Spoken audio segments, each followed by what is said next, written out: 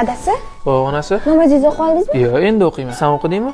Ha, men o'qib oldim. Turing, namozingizni o'qib oling. Xo'p. Jonim asabdan.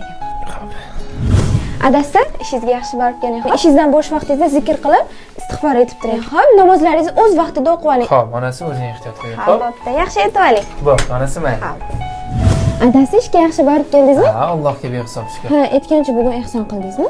Ehson qildim, ha? Ha, boshlagan surangiz-chi, uni ham tugatdingizmi? Uni Alloh nasib qilsa tugatish arafasidan. Ha, yaxshi adasi, men sizga shirin qatla qilib qo'yganman. Hozir sizni kelaman, ha? Onasi, Nabek, bilasanmi nimaga shukr qilaman? nima uchun? Sen boshqa ayollarga o'xshab sharoit emas, shariat talab qilganing uchun. Alloh seni Firdavs jannati bilan siylasin, iloyim. O'sha Firdavs jannatida birga bo'laylik. Har bir erkakning orzusi boridan ortiq sharoitni emas, shariatni talab qiladigan ayoli bo'lishni istaydi.